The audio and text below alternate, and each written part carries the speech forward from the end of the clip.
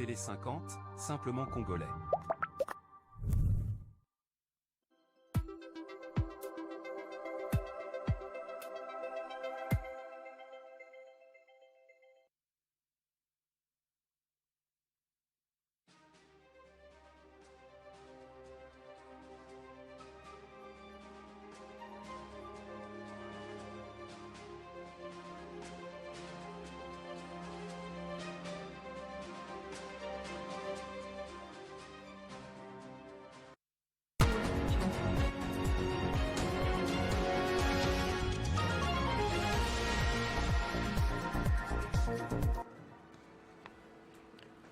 Modeste Batilou-Kwebo a passé le relais ce jeudi au sénateur Norbert Basengezi, nouveau vice-président du Sénat. L'opinion entend voir ce dernier accomplir ce que son prédécesseur n'a pas pu réaliser, notamment améliorer les fonctionnements de l'institution et répondre aux attentes des sénateurs ainsi que de la population.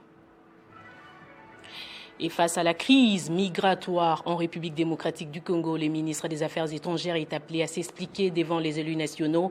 Une question orale avec débat a été déposée à son intention au bureau de l'Assemblée nationale. Au moins 21 personnes sont mortes à la suite d'un naufrage d'une pirogue motorisée sur les lacs Kivu. Sur le 23 rescapés, 10 sont pris en charge dans des structures médicales de la place.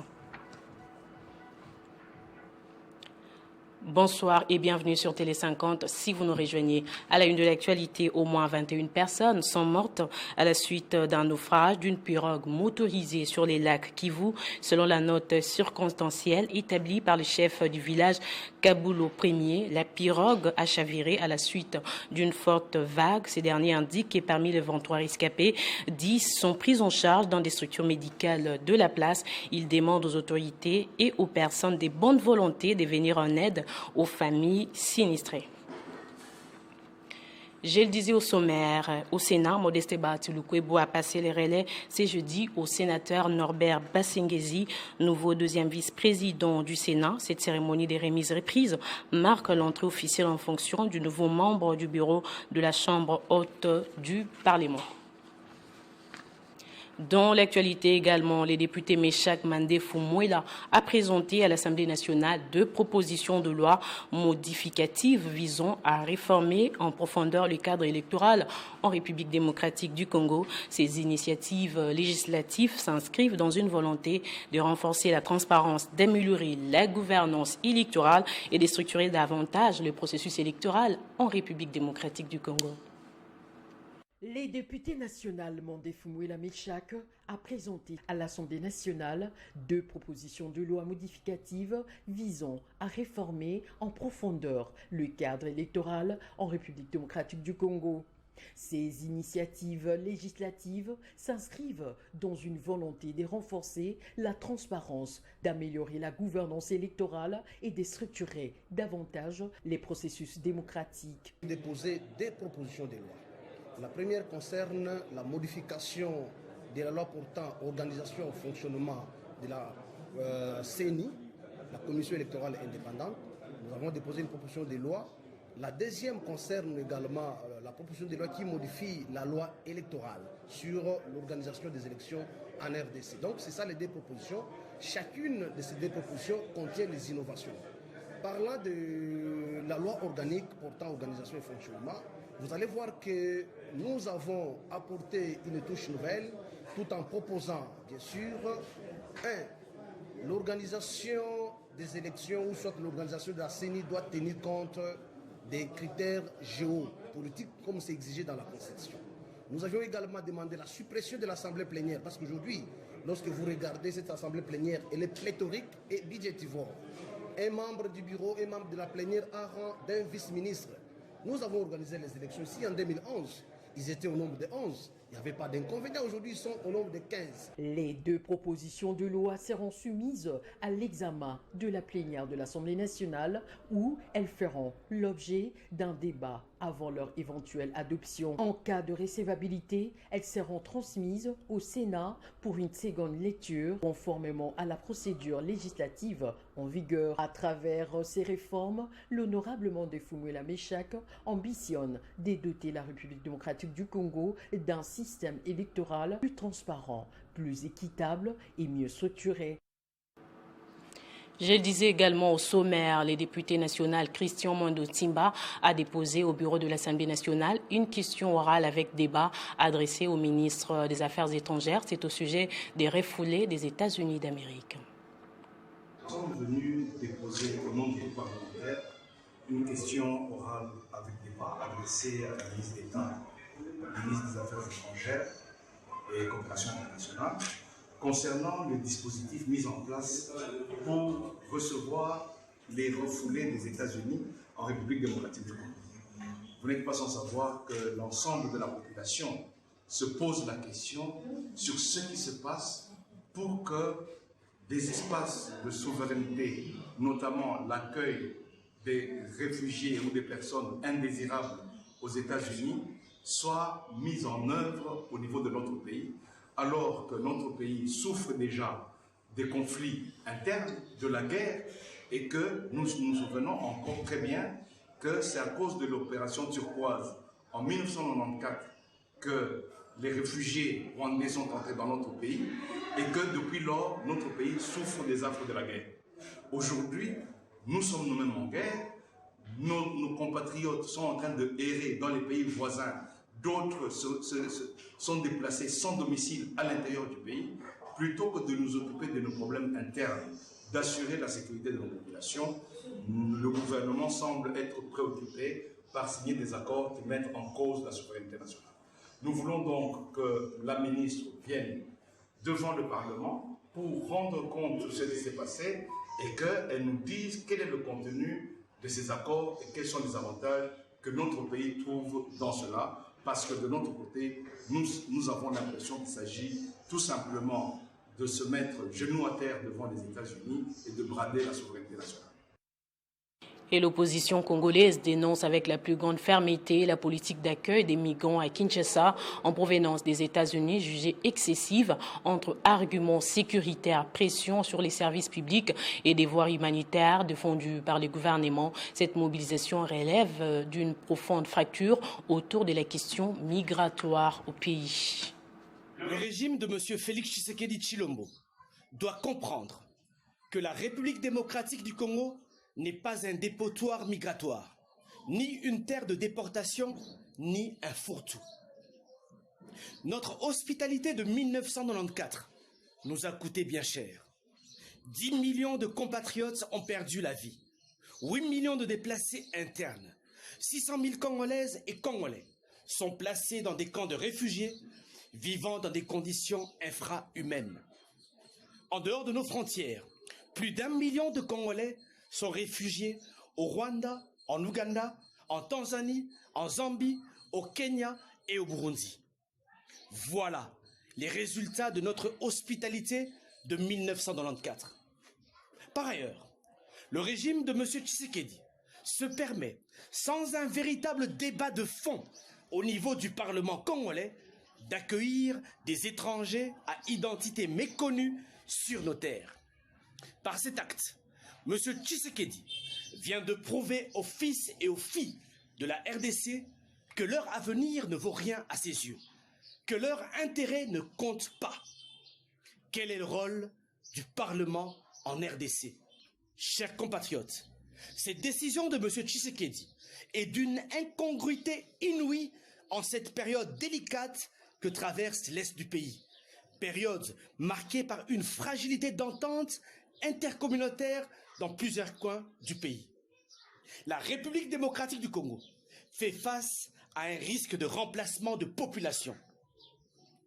Nous en appelons à la vigilance du peuple congolais, majorité, opposition, société civile, afin de barrer la voie à cette initiative qui constitue une menace existentielle pour la République démocratique du Congo. Sur ce, nous lançons un appel à l'action aux Congolaises et aux Congolais de partout dans le monde.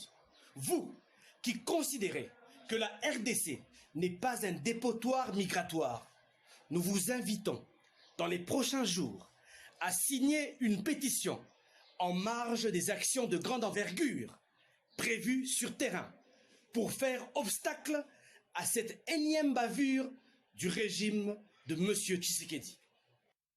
Rendons-nous à présent dans le Holomami. Après une brève séjour à Kinshasa, le gouverneur du Holomami, Marmon Banza Mouloumé, a regagné sa juridiction ce jeudi. Un monde fou lui a réservé un accueil chaleureux pour lui témoigner son soutien et son accompagnement. Après plusieurs semaines passées à Kinshasa, capitale de la République démocratique du Congo, en consultation avec sa hiérarchie, les patrons de la province du Holomami, Honorable Banza Mouloumé Marmon, venait de regagner sa juridiction ce jeudi 9 avril 2026. Au pied de l'avion, le chef de l'exécutif provincial a été accueilli par le maire de la ville, le membre du gouvernement, le membre du conseil provincial de sécurité, la notabilité holomamienne, ainsi que les membres de l'Union sacrée, bien avant de recevoir les honneurs de la police nationale congolaise. À l'esplanade de l'aérodrome de Kamina, une foule immense est venue de manière spontanée accueillir le gouverneur, surnommé bâtisseur. Mouillé dans une marée humaine, composée des mouvements de jeunes, forces vives, associations et partis politiques membres de l'Union sacrée de la nation. Le vaillant gouverneur Marmon Banza a fait les pieds de l'aérodrome en passant par les grandes artères de la ville de Kamina jusqu'au niveau du rond-point Ilungambidi, lieu choisi pour son message à la population. Après les mots de soutien de l'Union sacrée, l'honorable Banza Mouloumé Marmon a dans son adresse rendu ses hommages les plus déférents au chef de l'État Félix-Antoine Tshisekedi Tshilombo, garant des grandes institutions du pays. Il a ensuite adresser ses remerciements à la première ministre et chef de gouvernement, aux élus nationaux et provinciaux, à tous les membres composant le présidium de l'Union sacrée de la nation, ainsi qu'aux confessions religieuses, bien avant de prêcher l'amour et l'unité aux filles et fils du Holomami. Il n'y a pas beaucoup d'histoires à dire ici. J'ai dit que nous tous nous sommes les enfants d'un seul père. Félix Antoine Tshisekedi Tshilombo, qui se bat pour la paix et pour l'unité nationale. Nous, Holomami, nous devons tous nous mettre derrière la vision du chef de l'État. C'est derrière sa vision que nous allons développer cette province. Juste après son adresse à la population, le gouverneur a échangé avec les ministres et les membres du Conseil provincial de sécurité. C'est dans l'amour et l'unité que nous vaincrons les sous-développements, a-t-il déclaré. Poursuite des travaux de la Conférence nationale sur les infrastructures, c'est jeudi à l'ouverture du panel inaugural des travaux en carrefour au centre culturel et artistique pour l'Afrique centrale. Le ministre des Infrastructures et Travaux publics, John Banza Lunda, a tracé les sillons d'une transformation structurelle sans précédent sous les thèmes de la durabilité et de l'innovation. Celui que ses proches surnomment les cantonniers de la République affiche une détermination des fers pour moderniser le Grand Congo.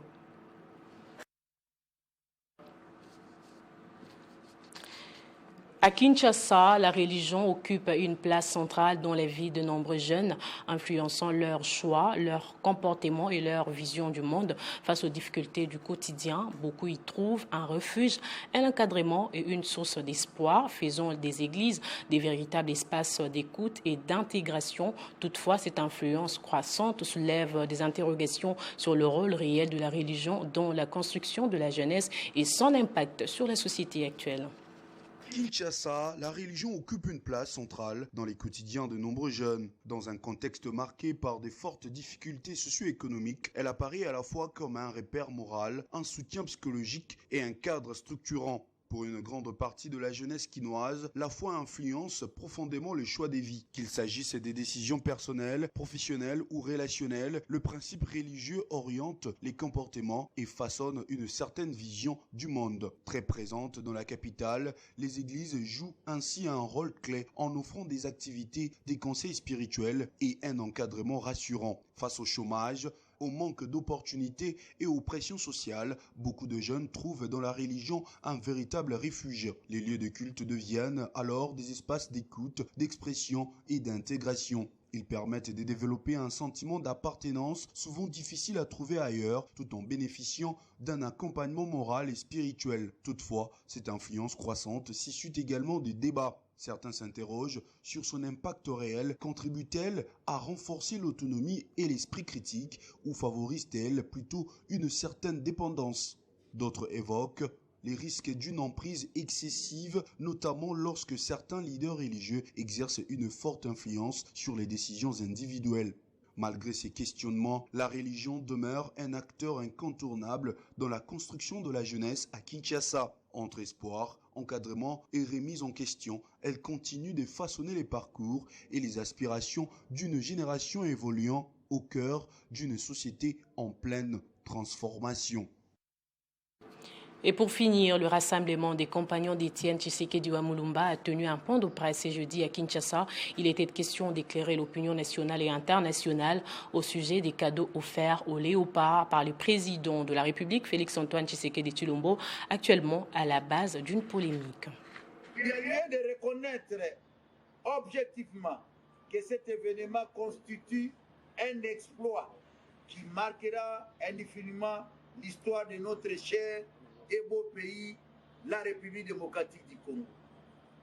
Nonobstant ce qu'en pensent les esprits chagrins, l'histoire retiendra que cet exploit a été réalisé au cours du règne du président Félix-Antoine Tshisekedi Tshilombo. Il faut relever par ailleurs que cette pratique n'est pas une exclusivité du président Félix-Antoine Tshisekedi Tshilombo. Le président Mobutu l'a fait en son temps. C'est le cas aujourd'hui de la Bosnie-Herzégovine, dont l'équipe nationale victorieuse de l'Italie pour la qualification à la phase finale de la Coupe du Monde de football 2026 a eu droit au même type de cadeau que nos léopards. Il y a lieu de souligner, en outre, que l'exploit de nos léopards a amplifié l'onde d'éveil patriotique sur l'ensemble du territoire national. Au demeurant, l'État congolais, au travers de son gouvernement, doit veiller à donner des réponses aux préoccupations sociales de la population.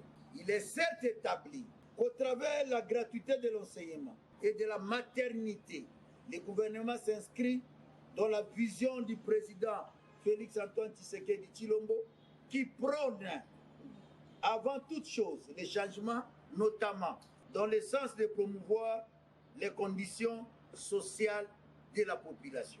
En tout état de cause, n'eût été la guerre injuste nous imposée par le régime de Kagame, bien des problèmes sociaux auraient déjà trouvé solution.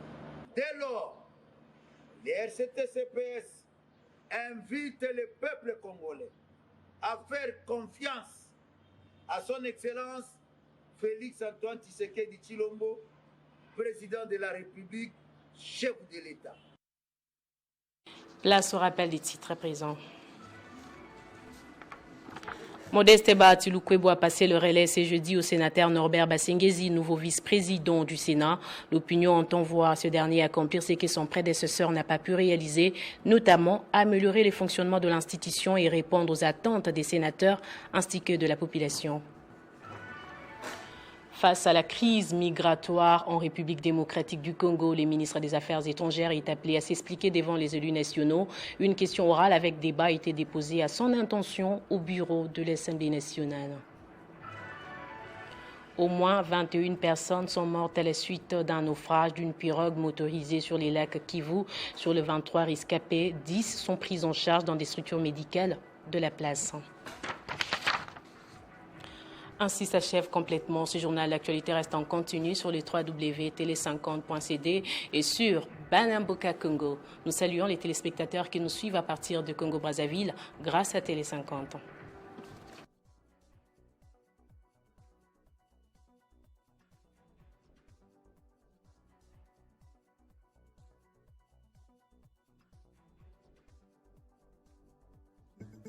Retrouvez toute l'actualité en continu sur www.tele50.cd.